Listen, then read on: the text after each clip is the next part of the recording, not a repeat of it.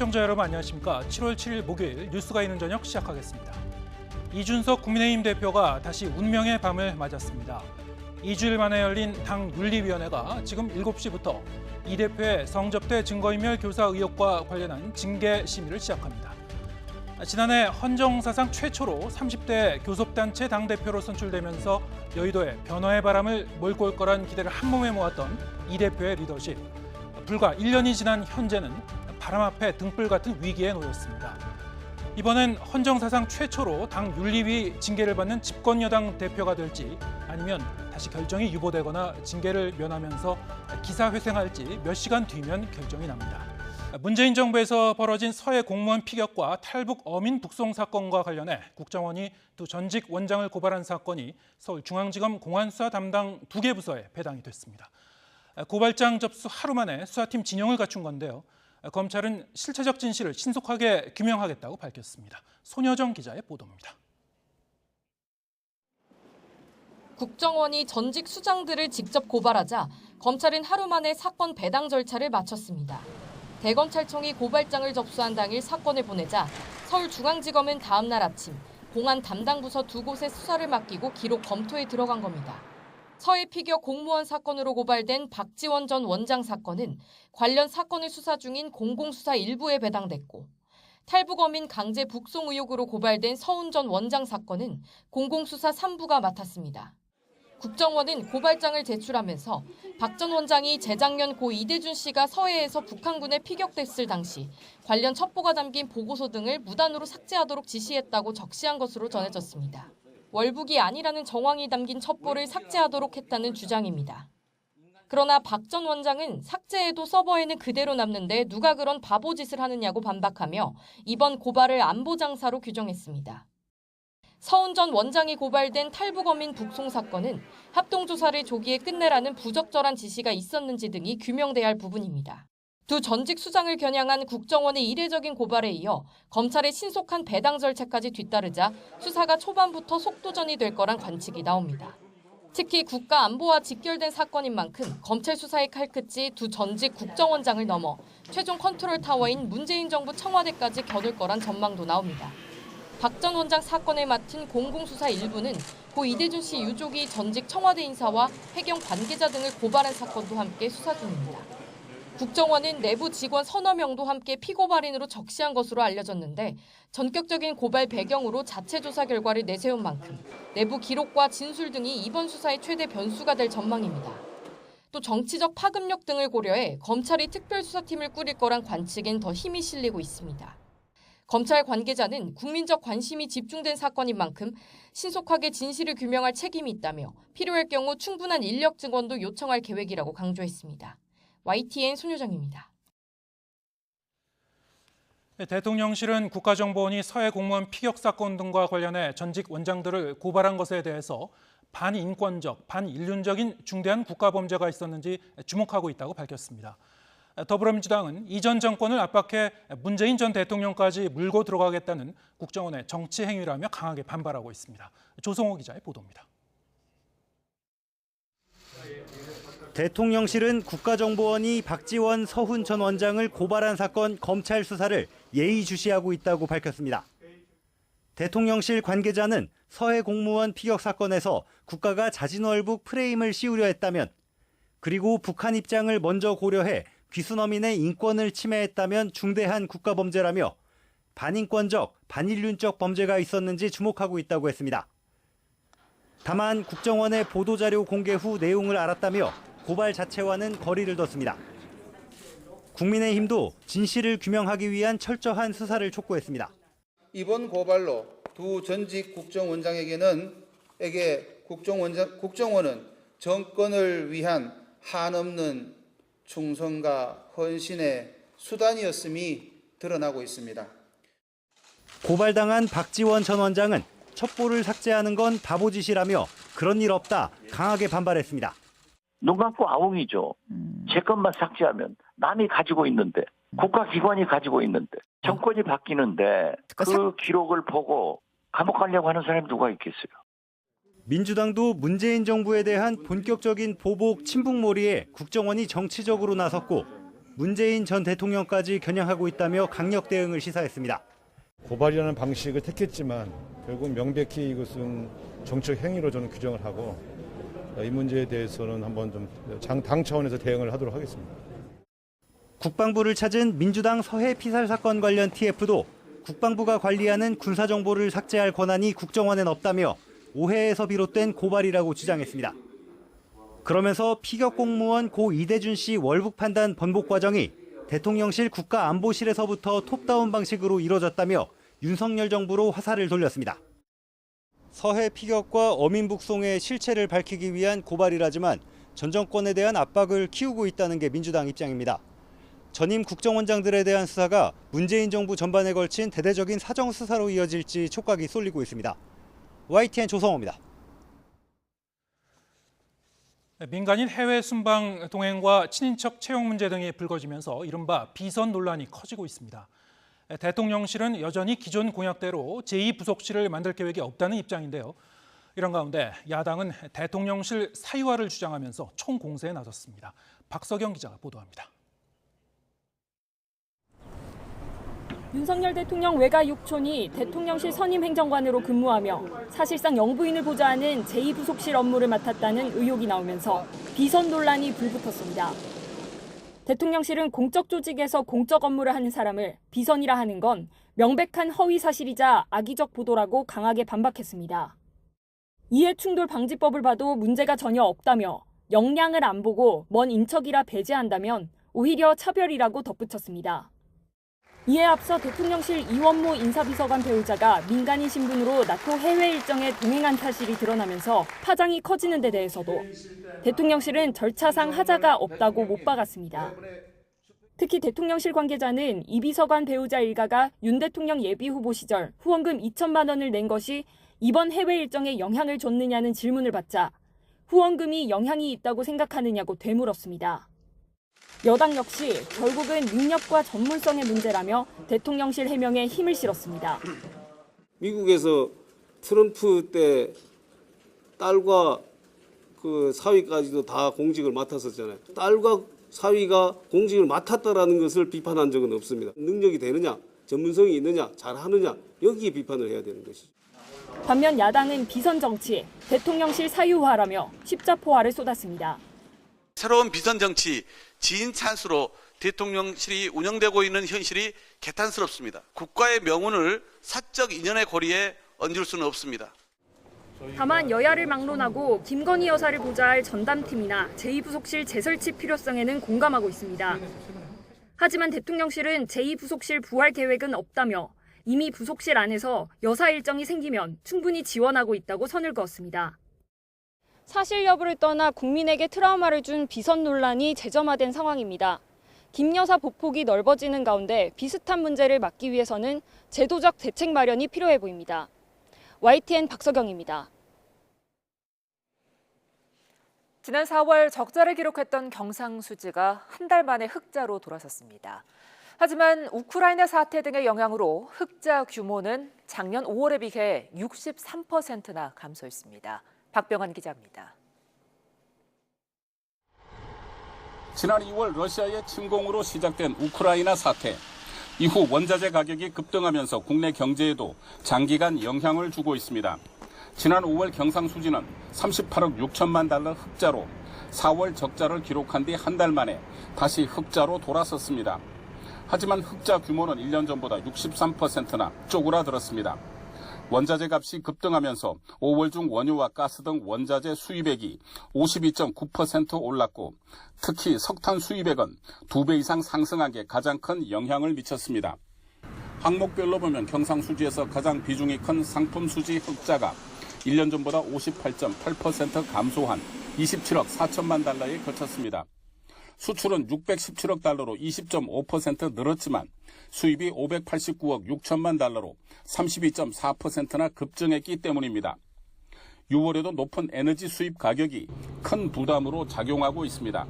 에너지 가격이 높은 상황이 지속되며 원유 등 에너지원 수입이 전년비 50억 불 이상 증가한 것이 무역 적자에 직접적인 영향을 주었으며 다만 한국은행은 올 상반기 210억 달러 경상수지 흑자 목표는 달성될 것으로 전망했습니다. 1, 5월이 이제 경상수지가 191.7억 달러 흑자를 보였는데 지금 조사국 전망이 이제 상반기 210억 달러니까 그 6월에 한 18.3억 달러 정도 흑자를 보이면은 상반기 그 전망에는 부합한 결과가 나올 것 같은데요. 코로나19 회복 과정에서 발생한 예상치 못한 우크라이나 사태로 국내 경제의 시름도 이어지고 있습니다. YTN 박병헌입니다. 정부가 향후 5년간의 나라 살림 방향을 확정했습니다. 긴축재정으로 전환하고 나랏빚 증가폭은 3분의 1 수준으로 줄이기로 했는데요. 윤석열 대통령은 재정 만능주의라는 환상에서 이제 벗어나야 한다고 강조했습니다.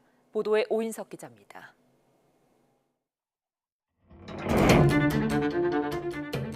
코로나19 대응 등으로 지난 문재인 정부 5년간 나라빚은 416조 원이 증가했습니다. 올해 기준 국가 채무는 1,000조 원을 넘어 1,100조 원 수준으로 급증했고 확장적 재정 운영 여파로 재정 적자는 해마다 100조 원 안팎으로 늘었습니다. 윤석열 대통령은 예산만 투입하면 저절로 경제가 성장하고 민생이 나아질 거라는 재정 만능주의 환상에서 이제 벗어나야 한다고 강조했습니다. 재정이 민간과 시장의 영역을 침범하고 성장을 제약하지 않았는지, 이른바 구축 효과가 작동하지 않았는지도 면밀하게 살펴볼 때가 됐습니다. 이에 따라 정부는 재정 운영 기조를 확장해서 내년부터는 긴축으로 전환하기로 했습니다. 먼저 실질적인 나라 살림을 반영하는 관리 재정 수지 적자를 올해 GDP 대비 마이너스 5%에서 내년엔 마이너스 3% 이내로 축소하기로 했습니다. 나라빚 증가폭도 3분의 1 수준으로 축소됩니다. 지난 5년간 14%포인트 이상 늘어난 국가 채무 비율 증가폭을 향후 5년간 5에서 6%포인트로 낮추기로 했습니다. 금년도에 국가채무 비율이 49.7% 정도 되는데 27년에 국가채무 비율을 50% 중반을 목표로 해서 관리하겠다는 것이고, 재정 준칙도 단순하고 엄격한 방식으로 개편됩니다. 관리 지표를 국민연금 등이 포함된 통합재정 수지에서 관리재정 수지로 바꾸고 복잡한 곱셈식이 아닌 단순하고 이해하기 쉽게 변경됩니다. 또 법 개정 뒤 바로 적용하기로 했습니다. 정부는 강력한 지출 구조 조정도 실시하기로 했습니다. 민간 보조 사업을 원점에서 재검토해 200개가 넘는 사업을 폐지 또는 감축해 내년 예산에 반영하기로 했습니다. 또 공공기관이 보유한 컨벤션 시설과 홍보관, 골프장과 콘도 회원권 등 불효불급한 자산은 매각해 투자와 취약계층 지원에 투입됩니다. 정부는 공직사회 고통 분담 차원에서 공무원 정원과 보수는 엄격하게 관리해 나가기로 했습니다. YTN 오인석입니다. 오늘 오후 경기 평택시에 있는 초등학교 근처 어린이 보호구역에서 초등학생 2명이 굴착기에 깔려 한 명이 현장에서 숨지고 다른 한 명은 병원으로 옮겨졌습니다. 운전자는 사고 뒤에도 계속 굴착기를 몰다가 3km 떨어진 곳에서 현행범으로 체포됐는데요. 경찰은 민식이법 적용을 검토하고 있습니다. 취재기자 연결합니다. 정현우 기자. 네, 사회부입니다. 네, 안타까운 소식인데요. 학교 앞 횡단보도를 건너던 초등학생 굴착기에 치여서 숨졌다고요? 네, 그렇습니다. 사고는 오늘 오후 4시 경기 평택시 청부급에 있는 초등학교 바로 앞 건널목에서 일어났습니다. 어린이 보호구역 내 도로를 주행하던 굴착기가 초등학생 2명을 덮친 겁니다. 이 사고로 11살 A양이 머리 등을 심하게 다쳐서 그 자리에서 숨졌고, 다른 또래 11살 B양은 다쳐서 병원으로 옮겨졌는데 생명엔 큰 지장이 없는 것으로 파악됐습니다. 굴착기 운전자 50대 남성 C씨는 사고 뒤에도 3km가량 더 주행하다가 경찰에 체포됐는데요. C씨는 자신이 초등생을 친 사실을 전혀 알지 못했다고 경찰에 주장한 것으로 알려졌습니다. 경찰은 사고 당시 굴착기 운전자가 신호를 위반해서 주행한 것으로 보고 CCTV와 블랙박스 등을 토대로 정확한 사고 원인을 조사하고 있습니다. 또 운전자가 어린이 보호구역에서 어린이를 다치게 하거나 숨지게 한 경우 가중처벌하는 이른바 민식이법 적용 대상으로 보고 구속영장 신청도 검토하고 있습니다. 지금까지 사회부에서 전해드렸습니다. 지난 3월 부실 시공으로 한강 성산대교 남단 바닥판에 무더기 균열이 발생했다는 소식 YTN이 단독으로 보도해드렸는데요. 이후 자세히 조사를 해봤더니 북단 바닥판에서도 균열이 생긴 것으로 드러났습니다. 서울시는 결국 성산대교를 전면 재보수하기로 하고 구체적인 방법을 논의하고 있습니다. 황윤태 기자의 단독 보도입니다. 지난 3월 YTN이 보수공사가 이뤄진 성산대교 남단에서 1년 만에 무더기 균열이 발생했다는 보도 직후 오세훈 서울시장이 현장을 찾았습니다. 오 시장은 현장 공무원을 질책하면서 철저한 사후 대비책을 주문했습니다. 서울시 감사위원회를 통해서 시공 과정이나 감리 과정에 부실은 없었는지 실수는 없었는지 엄격하게 조사하도록 하겠습니다. 이후 서울시 의원과 교수 등 전문가로 이뤄진 TF가 꾸려져 조사에 착수했는데 남단 말고도 북단에서도 균열이 발견됐습니다. 성산대교 북단 접속교 부근입니다. 남단보다 먼저 보수공사가 시작됐는데 비슷한 시기에 바닥판에 균열이 발견된 것으로 파악됐습니다. TF는 성산대교 전반에 생긴 균열이 다리 안전에 영향을 미칠 가능성은 적지만 재보수가 필요하다는 입장을 낸 것으로 파악됐습니다. 균열이 발생한 원인으로는 다리의 강철 구조와 바닥판 사이에 빈 공간이 생겼기 때문으로 분석됩니다. 들뜬 부분이 좀 있어요. 그런 부분을 어떤 재료로 어떤 방식으로 보수를 해야 안전성을 더 높게 할 것이냐, 그 부분에 대한 논의가 있는 걸로 제가 알고 있거든요. 서울시는 성산대교 남단과 북단 모두 손상 형태나 균열 모양이 비슷한 만큼 같은 공법을 적용하기로 하고 구체적인 공사 방식을 고민하고 있습니다. 공사 후에는 무게가 고르게 분산되는지도 측정해 안전성 여부를 다시 확인할 계획입니다. 그 들뜸이 발생 부분에 대해서는 그 원 상태로 체험을 해야 되는 거죠. 체험을 하고 재하 시험을 통해서 하중이 제대로 작용받고 있는지 이런 부분을 시험을 할 거예요. 부실 공사 책임을 가리기 위한 절차도 진행되고 있습니다. 서울시 감사위원회는 지난 4월 관련 부서에서 기초자료 수집 절차를 끝내고 본격적인 현장 감사에 돌입했습니다. 시민단체 고발을 접수한 경찰도 지난달 고발인 조사를 마친 가운데 서울시 감사 결과가 발표되는 대로 본격적인 수사에 나설 방침입니다. YTN 황윤태입니다.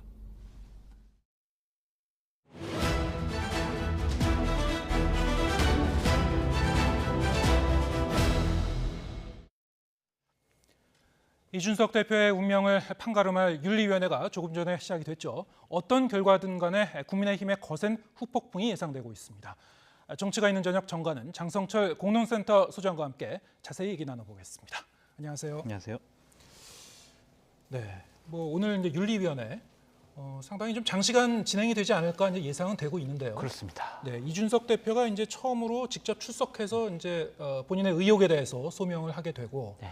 또 별도로 이제 이 관련 사건과 관련해서 경찰 조사는 계속 진행 중이란 말이죠. 그렇죠. 이게 워낙에 이제 오늘 이 징계 여부에 대한 결정, 그 결과에 따라서 이준석 대표의 정치적 어떤 운명 그리고 당의 향후 진로 상당한 이제 파장이 예상되기 때문에 윤리위원회도 상당히 부담이 클 것 같습니다. 어떤 기준으로 이 심의를 하게 될까요? 이양희 위원장이 방금 전에 7시에 윤리위원회에 들어가면서 했던 말이 있죠. 네. 윤리위는 어떠한 정치적 이해 득실을 떠나서 사회적 통념에 따라서 심의할 것이다 라는 겁니다. 경찰에서 지금 이 사건과 관련해서 조사를 하고 있지만 어떤 법적인 문제를 갖고 우리는 조사를 하지 않는다. 다만 도덕적이냐 윤리적이냐 그런 것을 갖고 우리가 이준석 대표에 대한 징계를 심의할 것이다 라고 얘기를 계속 하고 있습니다. 네. 결국에는 이 사건 같은 경우에 윤리위원회에 제보가 됐고 그 제보를 갖고 윤리위원회가 자체적으로 판단을 통해서 심의를 하겠다라고 계속 공표하고 있는 상황인데 과연 이것이 그대로 예를 들면 어떠한 다른 외부의 압력이나 다른 외부의 어떠한 조치 없이 독립적으로 진행되는 것이냐라는 것에 대해서는 아직도 상당히 많은 의문이 남아있는 상황이다라고 말씀을 드리고 싶고요. 이것이 과연 이준석 대표를 징계할 만한 건이냐라는 것에 대한 회의감이 저는 있어요. 네. 왜냐하면 성상납을 받았느냐, 그 부분에 대한 명확한 규정이 지금 사법기관으로부터 나오지 않았습니다. 경찰에서 지금 조사가 진행 중입니다. 그 김성진 대표를 한 차례 조사를 했고요. 7월 21일 날 다시 한번 조사를 하겠다라고 얘기를 하고 있어요. 성상납 여부에 대해서 지금 완벽한 결론이 나오지 않았는데 증거인멸 교사 의혹을 갖고 당대표를 품위 유지 의무를 위반했다라는 것으로 징계를 하겠다는 것 자체가 뭔가 앞뒤가 안 맞는 것 같아요.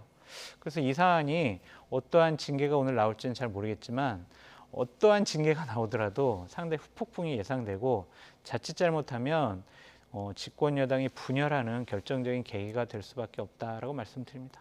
네. 그러니까 참고로 이준석 대표는 지금 윤리위원회는 7시부터 시작을 했고요. 이준석 대표는 대략 8시 20분쯤 출석을 해서 해명과 소명을 하겠다라는 입장입니다. 네. 사회적 통념에 기반을 두고 이제 심의 결정을 하겠다. 정치적 이해 득실을 떠나서 그렇죠.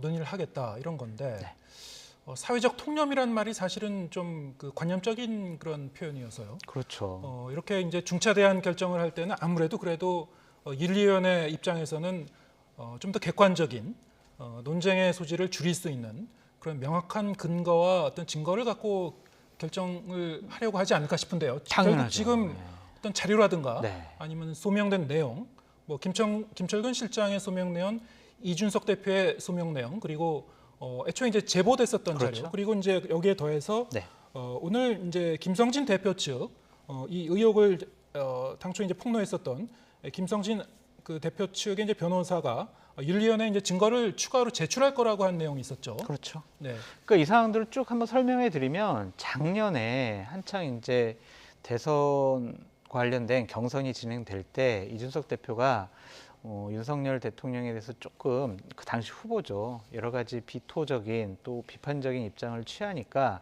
가로세로 연구소라는 유튜버에서 이것이 성접대를 받았어요라고 하면서 보도를 했습니다. 네. 그 보도로 끝날 줄 알았는데 거기서 나온 여러 가지 증거 자료를 갖고 누군가가 당의 윤리위원회에 제소를 했어요. 이준석 대표를 징계해달라고.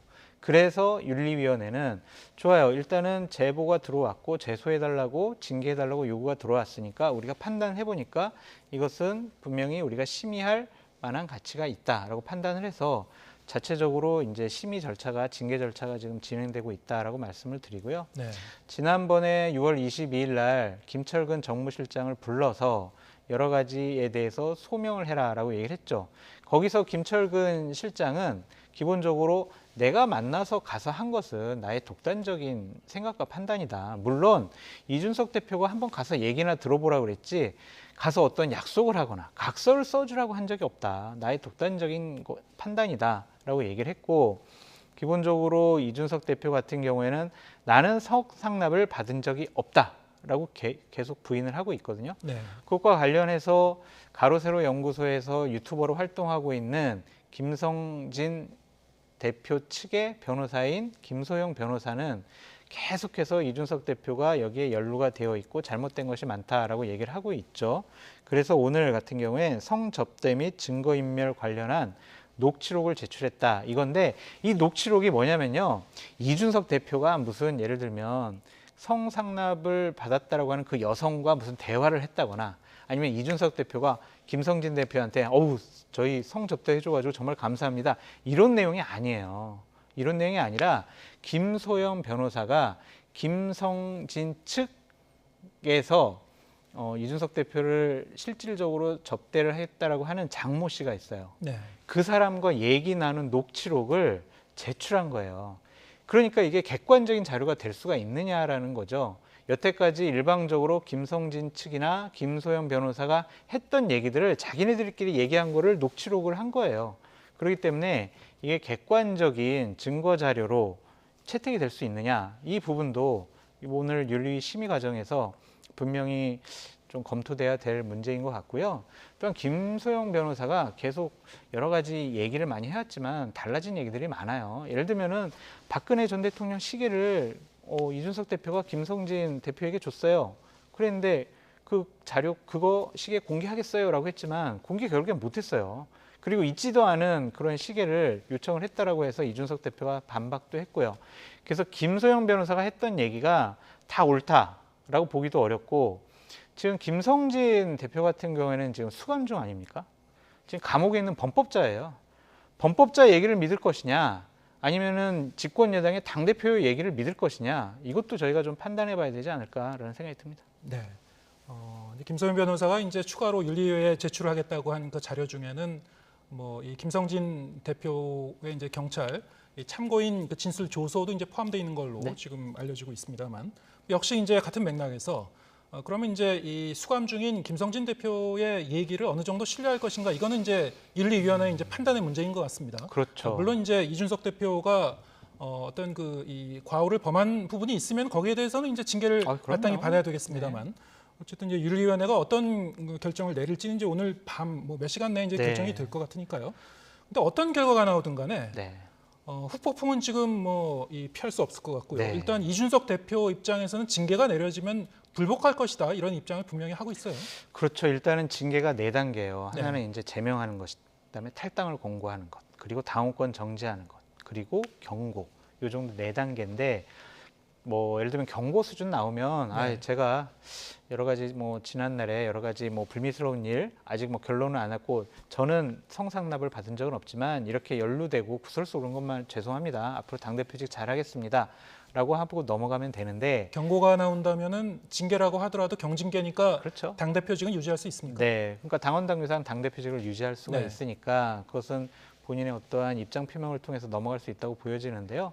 당원권 정지 이상의 결론이 나오게 되면 당대표직에서 쫓겨난다라는 표현이 적당할지 모르겠지만 당대표를 할 수가 없어요.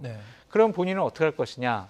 윤리위원회 규정 제30조에 의하면은 최고위원회의 의결로 윤리위원회의 징계와 징계 규정을 여러 가지 정지나 취소시킬 수가 있거든요. 그러니까 징계가 나오면 최고위원회에 올려가지고 이걸 취소나 정지시킬 수 있다라는 방법이 하나가 있고요.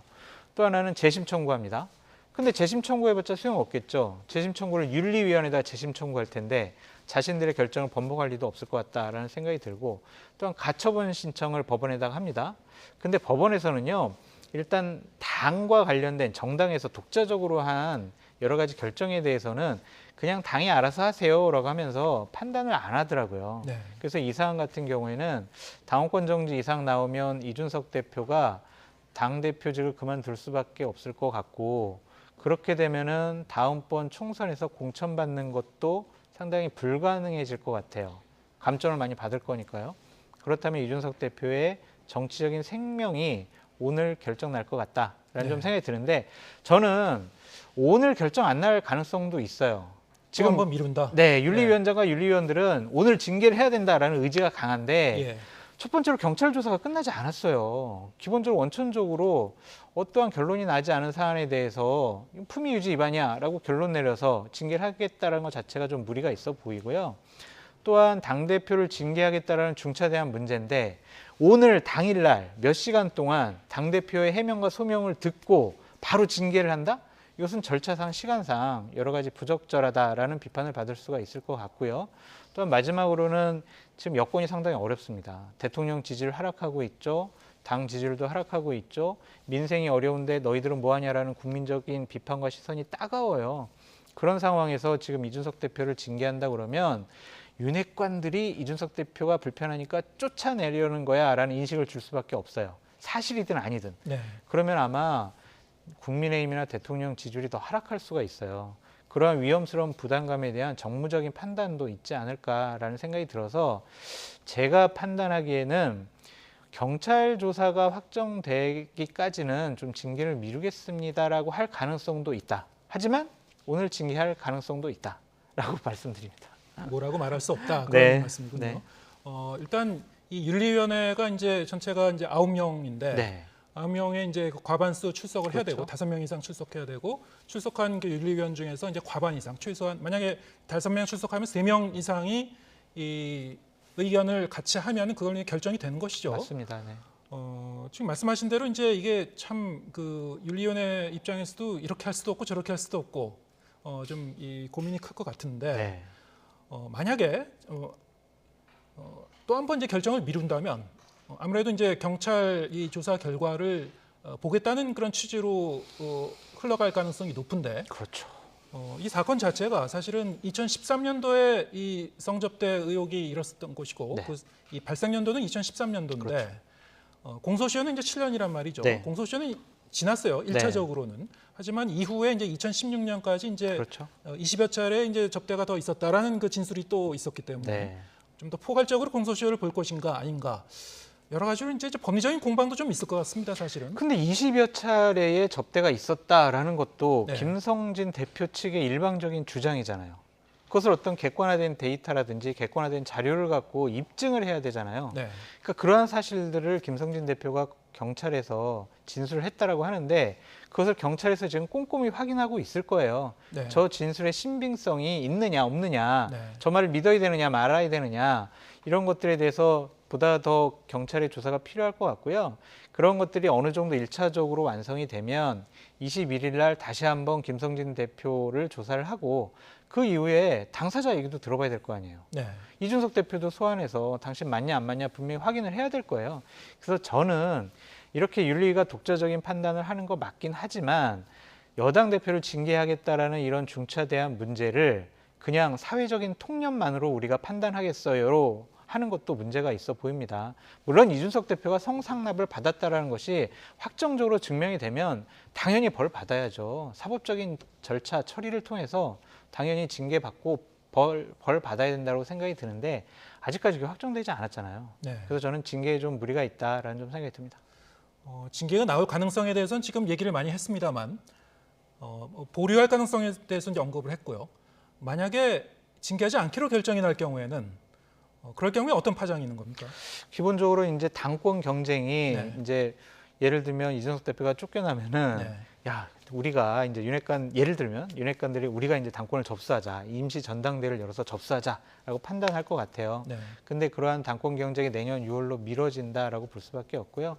이준석 대표는 앞으로 1년여 동안 본인이 생각했던 개혁과 혁신 작업들을 계속해 나갈 수밖에 없고 윤핵관들이 약간 불편해하는 이준석 대표와 어떠한 협조 관계를 이룰 것이냐. 그래서 집권 여당이 윤석열 정부를 뒷받침을 해줘야 되잖아요. 그런 것들에 대한 좀 불협화음이 어느 정도 좀 해소돼야 되지 않을까 이제 그런 생각도 들고요. 이번에 만약 징계가 좀 흐지부지 된다면 앞으로 징계를 하기가 좀 쉽지도 않을 것 같아요. 네. 왜냐하면은 윤리위원장과 윤리위원들의 임기가 이제 10월 달이에요. 네. 그래서 이제 저런 것이 경찰 조사의 결과가 10월 달까지 안 나오면 윤리위원장 바뀌게 되잖아요. 그러면은 의지를 갖고 징계할 수 있을까라는 좀 생각도 듭니다. 네, 하지만 무슨 일이 있든지 이준석 대표를 좀 비판하고 싶어하는 많은 뭐 최고위원들이나 국회의원들 같은 경우엔 이러한 구설수에 오르는 것조차도 당신은 당대표 자격이 없어라는 공격은 심해질 것 같다라는 생각이 듭니다. 네. 결국엔 뭐 어떤 결과든 간에 이 당내의 이 내용은 계속될 수밖에 없다. 그렇죠. 예. 그러니까 국민들 보기에 부끄러운 줄을 알아야 한다라고 말씀을 드립니다. 알겠습니다. 뭐 오늘 밤에 어쨌든 결정이 날 것 같습니다. 네. 결과는 이제 주목해 보겠습니다. 장성철 공론센터 소장과 함께했습니다. 고맙습니다.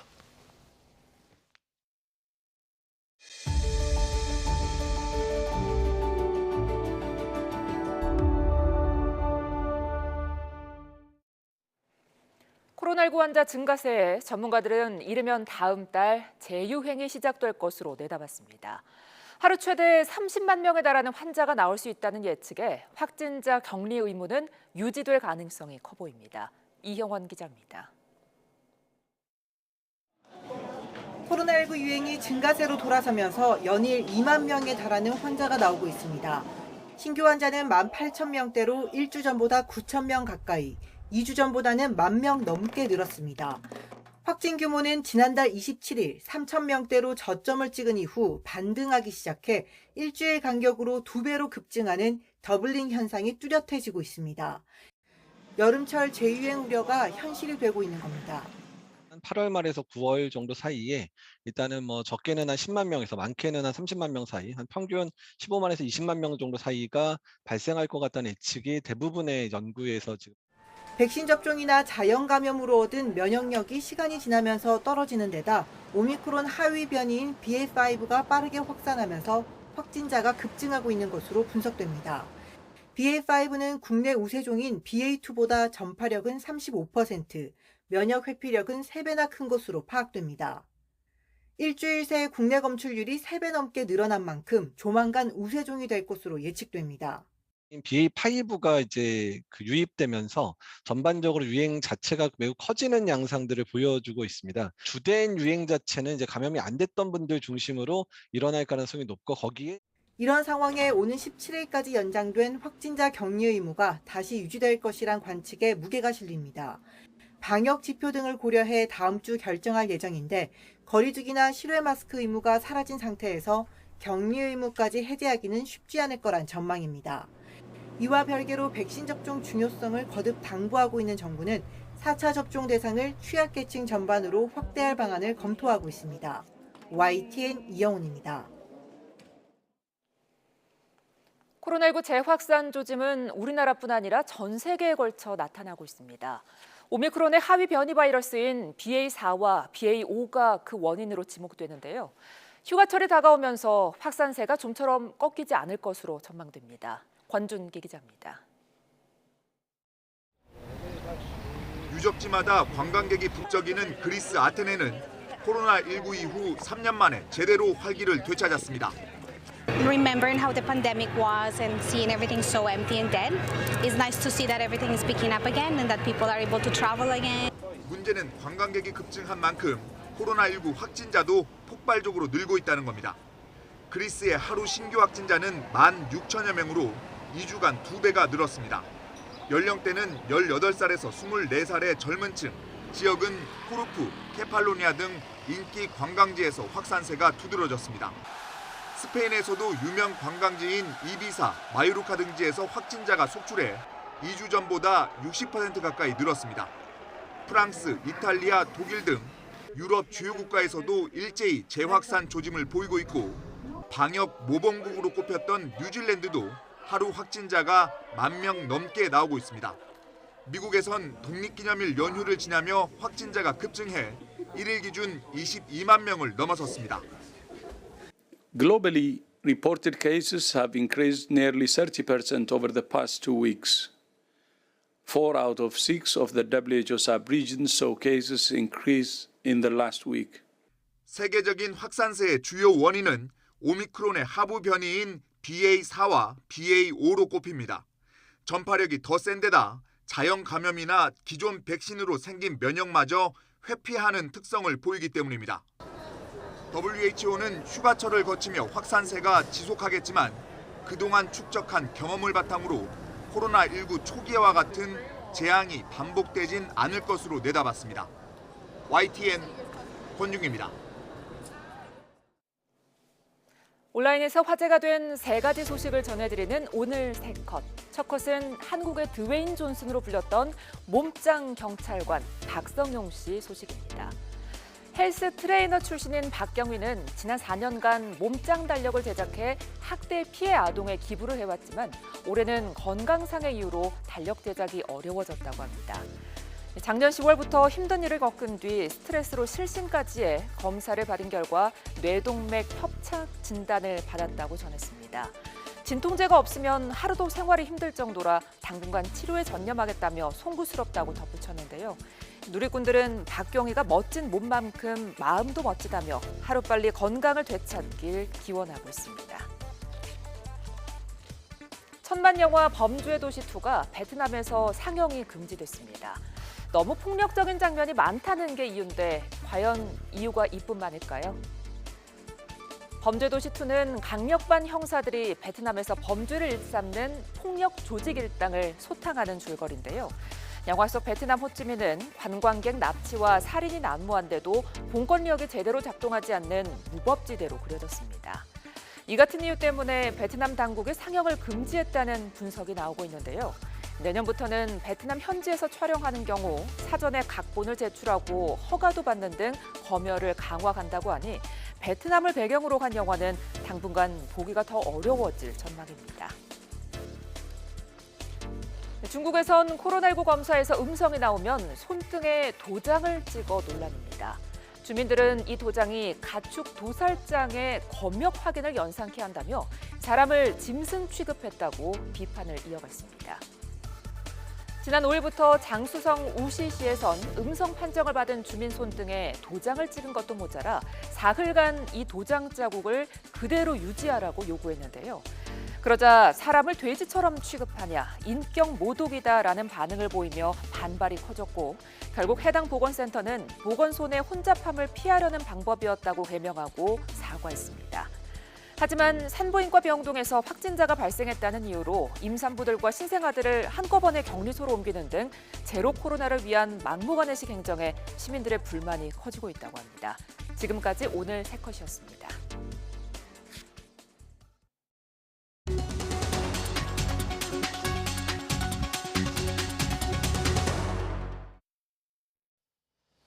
지난달 27일 서울 가양역 인근에서 20대 여성 직장인이 사라진 이후 열흘이 흘렀습니다.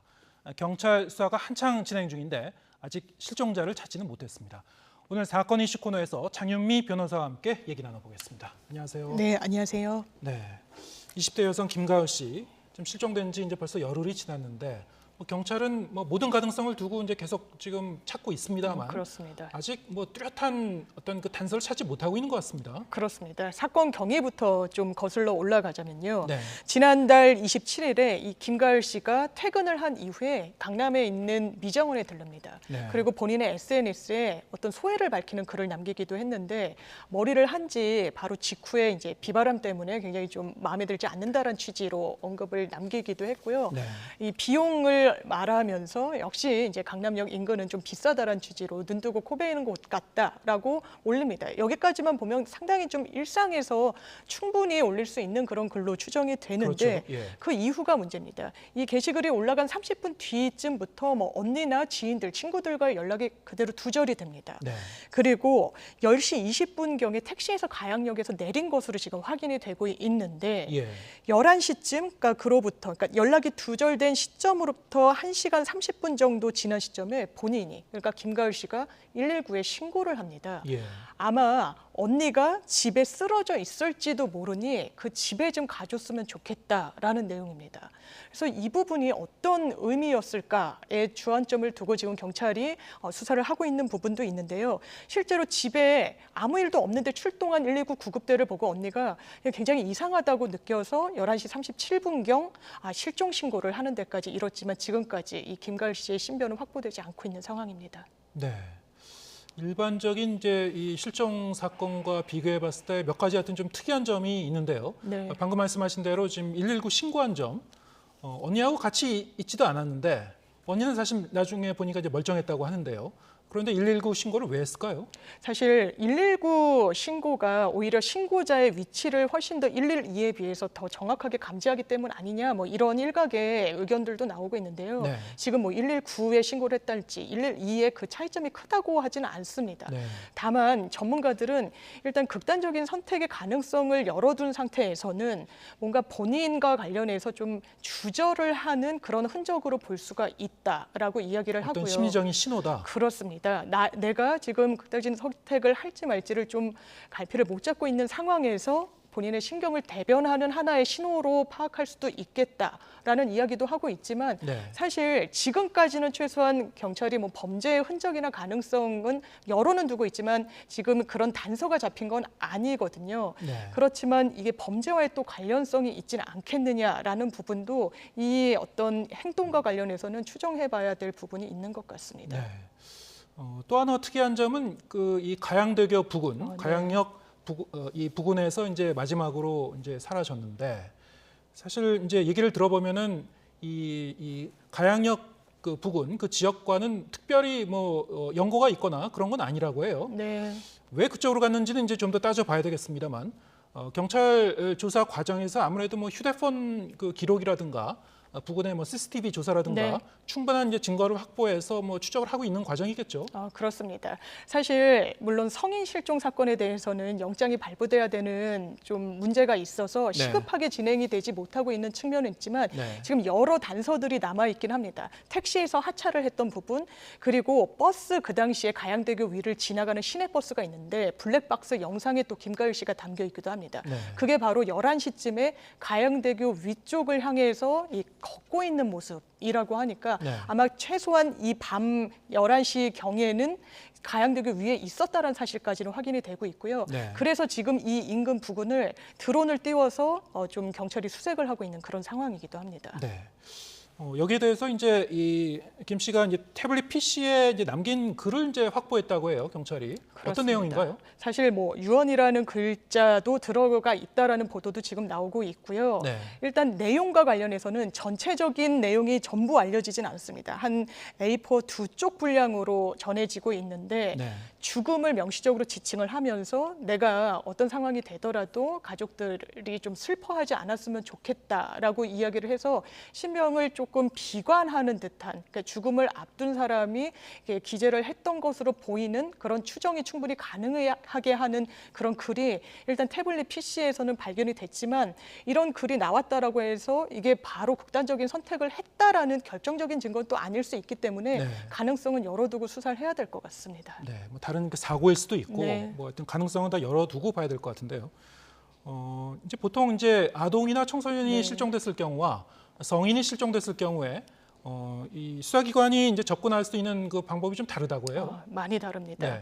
네. 최근에도 그 조윤아 양 일가족이 극단적인 선택을 한 것으로 지금 알려지고 있는데 그때도 실종 상태일 때 아동의 얼굴은 언론 등을 통해서 굉장히 상세하게 좀 전해지긴 했지만 그 부모에 대해서는 얼굴이 알려지지 않았거든요. 네. 이게 실종 아동법과 관련해서 아동이 실종되는 그런 상황이 발생을 하게 되면 이렇게 얼굴을 고지해가지고 전 국민한테 알리는 것도 법적 근거가 있게 되고요.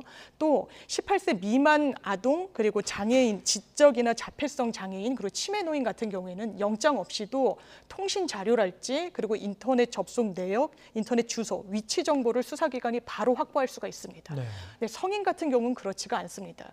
그래서 성인 같은 경우라고 하더라도 실종이 됐다는 혐의가 좀 짙다면 이 실종 아동법에 이런 경우를 포함시키는 방향으로 개정을 해야 되는 거 아니냐라는 목소리가 분명히 있습니다. 왜냐하면 실제로 수치로만 비교를 해보자면 실종되는 성인의 숫자가 아동에 견주어 봤을 때는 그러니까 18세 미만으로 한정했을 때 한 3배 정도가 된다고 합니다. 네. 당연하게도 가정으로 다시 돌아오는 비율 자체도 성이 훨씬 떨어지기 때문에 이 부분과 관련해서 입법적인 보완이 있어야 된다라고 하지만 또 과연 입법이 이루어지면 이를테면 뭐 채무자를 물색하는데 이런 제도를 악용한달지 이런 가능성도 배제할 수 없기 때문에 좀 신중한 접근이 있어야 된다는 반론도 만만치 않습니다. 네, 그렇군요. 뭐 여러 가지 이제 이렇게 접근법 그 방법에 있어서 이제 그 제한적인 측면이 있습니다만 아까 말씀하신 대로 뭐 휴대폰 그 기록이라든가 네. 이 부근에 이제 그 목격자도 이제 추가로 나올 가능성을 배제할 수는 없고요. 그렇습니다. 네, CCTV라든가 여러 가지 뭐 이게 전방위로 좀 조사를 계속 했으면 좋겠습니다. 자, 다음 주제 얘기해 보겠습니다. 서울 강남의 한 유흥주점에서 일어난 일이죠. 종업원과 손님이 연이어 숨지는 사건이 발생을 했죠. 자, 이 사건도 상당히 좀 그 특이한 점이 좀 많은데 어떤 일이 일어난 건가요? 그렇습니다. 지난 5일 새벽부터 있었던 일입니다. 경찰이 그 당시에 출동을 하기도 했었는데요. 네. 일단 이 마약이라는 연결고리로 두 사람이 사망을 하게 된 사건입니다. 예. 이 해당 술집 주점의 여 종업원이 아무래도 내가 마신 술에 손님이 건네준 술을 마셨을 때 맛이 상당히 이상했다라고 가족이랑 통화를 하기도 했고요. 네. 실제로 경찰에 관련한 진술을 하기도 했습니다. 이 해당 여성 집으로 귀가했지만 끝내 사망했습니다. 그리고 이 술자리에 동석했던 20대 남성 같은 경우에는 술자리가 끝나고 이 차량으로 이동을 하던 중에 공원에 가로수를 들이받고 사망을 합니다. 네. 경련을 일으키면서 사망을 했다라고 지금 전해지고 있는데요. 이 부분이 교통사고의 여파라고 하기에는 뭐 충격이 굉장히 강한 교통사고는 또 아니었던 것으로 보이기도 하는데 이 해당 차량에서 검출된 마약이 상당량이었습니다. 그러니까 64g이라고 하는데 보통 저희가 마약 사건을 하다 보면 구입한 마약의 그램수로 몇 회분을 투약했는지 이 남은 것과 견주어서 이 횟수를 추정합니다. 네. 보통 1회분은 0.03g을 투약한다고 보거든요.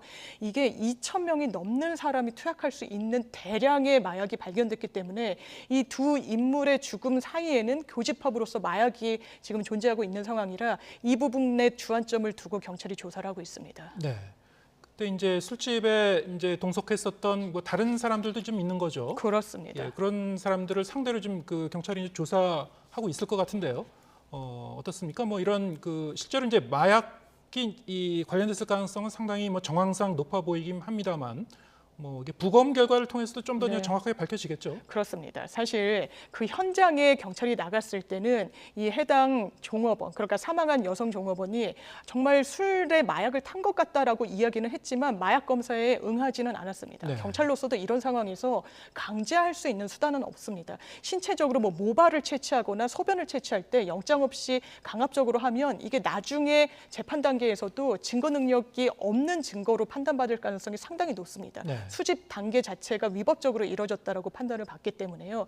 그래서 실제로 그 해당 여성은 집으로 간 이후에 가족이랑도 통화를 했지만 사망하게 됐고요. 지금 관련자들에 대해서도 당연히 이 마약 검출이 되는지 여부를 지금 들여다보고 있는 상황이고 애초에 경찰이 이 주점에 출동했던 건 그 당일 새벽 7시경이었다라고 합니다. 네. 정확하게 6시 57분경이었는데 술값 시비가 붙었던 걸로 보이고 술값을 내려고 하지 않는다. 무전취식의 의도가 있다라고 해서 주점 측에서 신고를 했는데 출동했을 당시에는 우리 갈등이 뭐 문제가 다 해결됐다. 술값을 내기로 했다라고 귀가 이제 경찰도 돌아가게 됐습니다. 그 말을 듣고. 그런데 1시간 뒤쯤에 이 종업원들이 아무래도 손님이 우리가 마신 술에 마약을 탄 것 같다라고 다시 한번 경찰에 신고를 했는데 이게 마약이란 단어가 등장했기 때문에 강력반의 어떤 지원 요청을 통해 가지고 경찰이 다시 한번 현장에 나왔지만 아까 말씀드린 대로 영장 같은 것을 발부받은 상황은 아니었기 때문에 관계자들을 그냥 귀가 조치시켰던 사건입니다. 네, 바로 그 이유기 때문에 네. 이제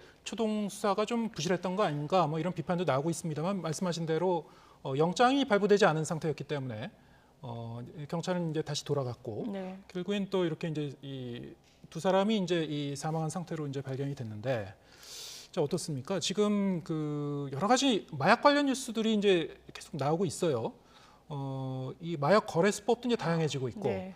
지금 이제 아까 말씀하신 대로 한 2,100여 명이 이제服用할 수 있는 그런 이렇게 마약으로 추정되는 그 물질이 이제 이 차 안에서 이제 네. 발견이 된 거죠. 그렇습니다. 사망한 사람의. 상당히 이제 이 조직적으로 대량으로 어떤 이런 것이 유통되고 있는 것이 아닌가 이제 추정할 수밖에 없는 상황이에요. 그렇습니다. 그래서 입수 경위부터 정말 정확하게 진단을 해야 되는데 저희가 마약 사건을 하다 보면 의외로 대한민국은 이제 더 이상 마약 청정국이 아니구나라는 사실을 좀 체감하게 됩니다. 네. 이를테면 입수하게 되고 수입을 하는 데 있어서 비교적 용이하게 이뤄지는 부분도 분명히 있습니다.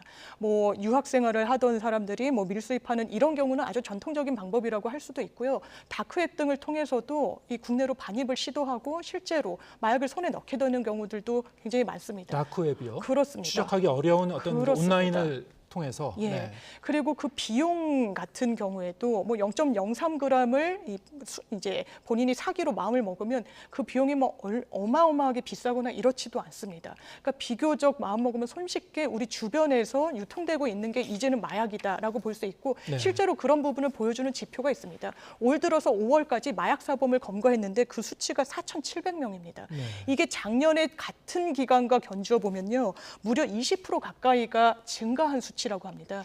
얼마나 마약이라는 것에 있어서 쉽게 접근할 수 있는지. 그런데 이게 또 초범으로 걸리게 되면 기소유예율. 그러니까 아예 재판에 넘기지 않거나 좀 선처해 주는 경우들도 상당히 많습니다. 아무래도 이 처벌보다는 또 치료에 방점이 찍혀야 되는 범죄 성격도 이런 수치에 한몫 거두는 부분이 있는 것 같습니다. 네, 말씀하신 대로 이제 이 뭐 처벌과 동시에 이제 치료도 동시에 이루어져야 되는 그런 사안이기도 하고요.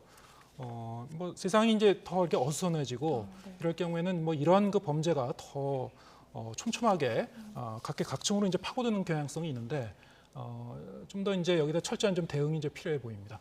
장윤미 변호사와 함께했습니다. 고맙습니다. 네, 감사합니다.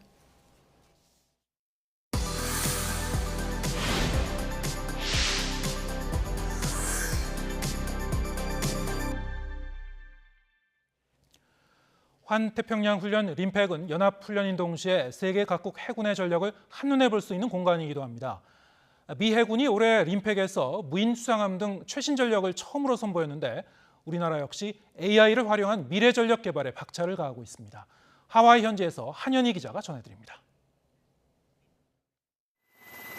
광학 장비와 레이더로 자율운항이 가능한 미국의 무인 수상함입니다. 함정 안에는 아무도 타고 있지 않지만 바다를 자유자재로 항해하도록 설계된 이른바 유령 함대입니다.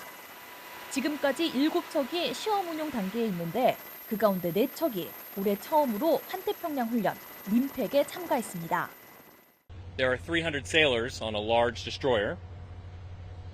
You can build more of these for less cost, requires less people, and you achieve the same result. 무인 수상함에 대공미사일 등을 갖춰 목표물을 타격할 수 있는 능력도 구축됩니다. 이번 훈련을 통해 실제 배치가 가능한지, 유인함과는 어떻게 어우러질 수 있는지를 시험할 계획입니다. We have some unmanned surface vehicles that will be participating in this exercise, and so I think it is a growing, it will certainly play a bigger part, and I think not just our Navy, but all navies of the future. And so I look forward to seeing what we're able to exercise with them in RIMPAC. 무인기도 림팩 현장에 등장했습니다. 미국이 26개국 해군이 모이는 림팩에서 인공지능 AI를 활용한 무인 미래 전력을 선보인 겁니다. 지금은 시험 운용이거나 일부 활용되는 수준이지만 기술 발전과 미래전 양상을 고려하면 앞으로는 무인 전력이 더 늘어날 것으로 보입니다. 미국의 대표적인 항공모함 링컨함입니다. 지금 이 함정에는 F-35C와 F-18을 비롯해 항공기 70여 대가 탑재되어 있는데 미래에는 무인기도 운영할 전망입니다. 우리 해군도 무인 전력 확보에 박차를 가하고 있습니다. 단계적으로 무인 수상정과 잠수정, 함정 탑재 무인 항공기 등을 확보한다는 계획인데 이를 위해 최근 적 잠수함 정찰용 무인 잠수정 성능 시연을 성공적으로 마쳤습니다. 림팩 훈련은 참가국의 연합작전 능력을 고도화하는 것은 물론 변화하는 미래 해상 전력의 전진기지 역할도 하고 있다는 분석입니다. 미국 하와이에서 YTN 한현입니다.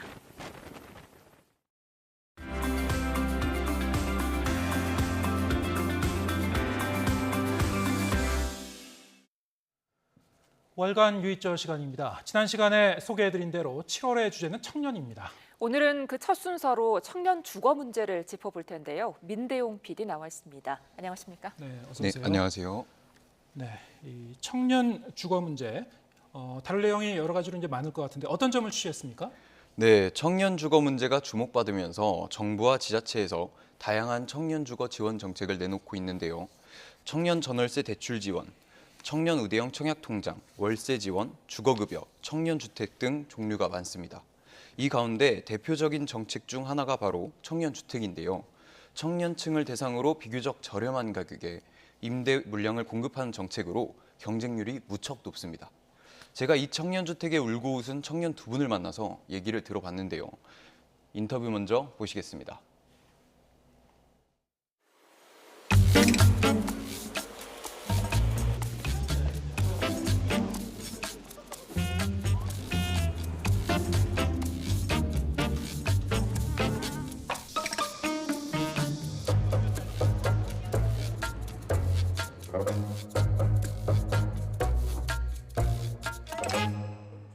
안녕하세요. 저는 청년주택 무려 4번이나 떨어진 송지은이라고 합니다. 네, 안녕하세요. 저는 청년주택 한 번에 당첨된 김재원이라고 합니다. 로또 맞았다고 할 수 있죠.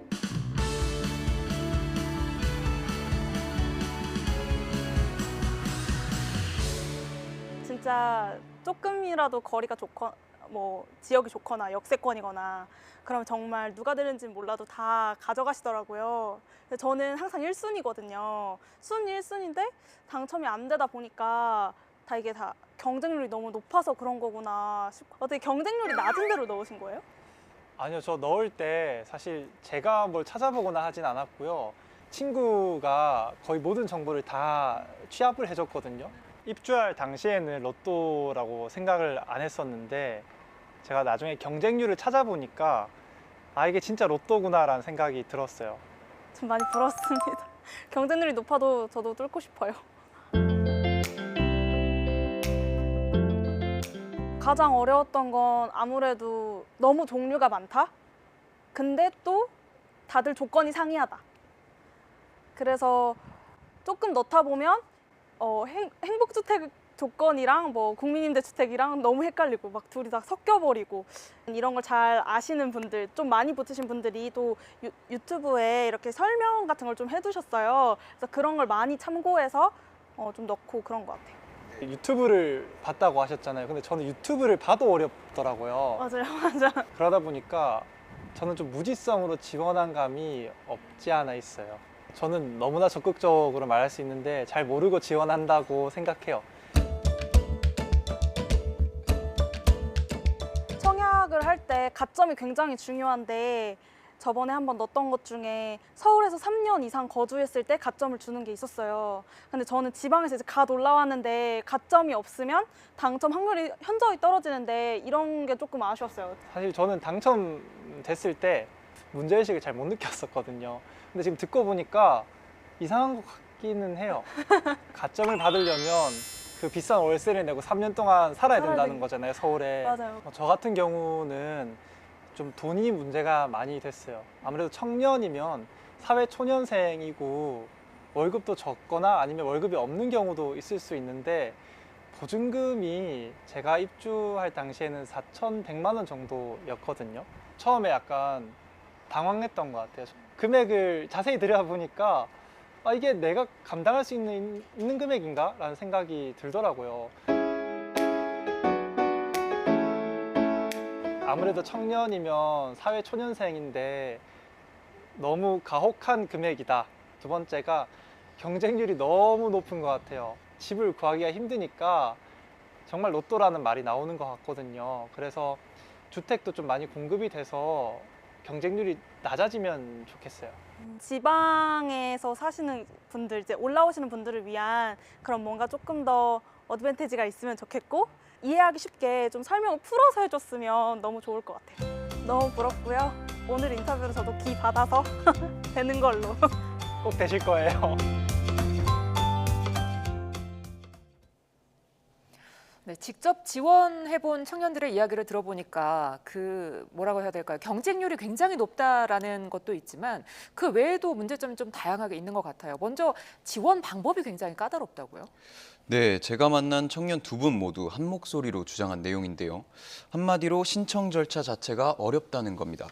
제가 확인해 보니 청년 주택 정책은 행복주택, 청년 매입 임대주택, 청년 전세 임대주택, 청년 공공지원 민간 임대주택, 통합 공공 임대주택 등 그 종류도 많고 용어도 벌써 어렵죠. 네. 어떤 정책이 나에게 유리한지를 잘 따져서 신청해야 하는데 정책마다 지원 요건이 다르고 우선순위 기준도 제각각이어서 혼란을 겪는 경우가 대부분이라는 겁니다.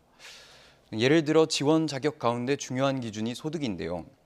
일부 공고는 국가 중위소득을 기준으로 한 것도 있고 전국 도시근로자의 월평균 소득을 기준으로 한 것도 있습니다. 우선순위 조건도 부모의 자산까지 합쳐서 따지는 경우도 있고요. 일부는 신청자 본인의 자산만 보기도 합니다. 또 정책에 따라 자동차를 소유했거나 소유한 자동차의 가격까지 기준에 포함하는 경우도 있었습니다. 증빙 서류까지 다 제출해야 하기 때문에 이런 세세한 조건들을 맞추기가 여간 까다로운 일이 아닐 수 없는 겁니다. 왜 이렇게 복잡하고 까다로운 기준이 있는 것인지 국토교통부에 문의해봤는데요. 국토부는 다양한 소득계층의 입주를 위해 자격의 차이를 둘 수밖에 없다고 설명했고요. 다만 청년층이 알기 쉽게 찾아보도록 SNS 등 다양한 채널을 활용해 홍보를 강화하겠다고 답변했습니다. 또 장기적으로는 영구주택, 국민주택, 행복주택을 통합 공공임대주택으로 합치고 입주 자격도 단순화할 예정이라고 밝혔습니다. 네, 정부도 문제점은 인지하고 있고 고쳐 나가겠다고 하니까 앞으로 어떻게 더 나아질지는 이제 지켜봐야 될 것 같고요. 아까 청년 두 분의 이제 대화 내용을 보면은 지원도 까다롭지만은 이 지원 자격의 이제 형평성의 문제에 대해서도 언급을 한 부분이 있었어요. 네, 서울주택공사에서 진행하는 일부 청년주택은 소득과 함께 거주 지역을 우선순위 조건으로 삼아서 논란인데요. 네, 확인해 보니 조건에 따라 분양이 이루어지는 해당 자치구에서 거주했느냐가 우선순위 기준이 되는 경우도 있었고요. 서울시 혹은 수도권 지역에 일정 기간 거주할 경우 우선순위 가점을 주기도 했습니다. 앞선 영상에서 보신 것처럼 1순위자들이 많은 경우 가점이 사실상 당락을 가르기도 하는데요. 서울 거주 이력에 가점을 주면 지방 출신 청년들은 불리할 수밖에 없다는 겁니다. 서울주택공사에 문의해봤더니 서울주택공사여서 서울 시민에게 혜택을 줄 수밖에 없다는 원론적인 답변을 내놓았습니다. 지난해 한 조사에 따르면 서울에 거주하는 만 18세에서 35세 청년 10명 가운데 4명은 서울이 아닌 지역에서 이주한 것으로 나타났거든요. 전문가들은 절반에 가까운 이들을 위한 주거 지원 정책이 중요하다고 말합니다. 직접 들어보시겠습니다. 이 이주하는 청년들의 경우에는 임대료 부담이나 그리고 혼자 살 수밖에 없는 그 열악한 주거 형태로 인해서 주거 불안정을 경험하는 청년의 비중이 굉장히 높고 단순히 집이 그냥 사는 공간이 아니라 청년의 미래에 직접적으로 좀 영향을 미치는 공간이라는 점에서 이런 청년들을 위한 지원이 적극적으로 필요합니다. 네, 오늘은 이렇게 청년 주택에 대한 청년들의 생각 들어봤는데요. 내일도 관련 소식이 준비돼 있다고요? 네, 내일 주제도 청년주택인데요. 역세권 청년주택의 보증금과 임대료가 일반 시세와 비슷한 수준으로 비싸서 계약 포기 사례가 속출하고 있다고 합니다. 어떤 점이 문제인지 전해드리겠습니다. 네, 오늘 여기까지 듣겠습니다. 수고하셨습니다. 네, 오늘 뉴스가 있는 저녁은 여기서 인사드리겠습니다. 잠시 뒤에는 뉴스 퍼레이드가 이어집니다. 저희는 내일 저녁 7시에 다시 찾아뵙겠습니다. 함께해 주신 여러분 고맙습니다.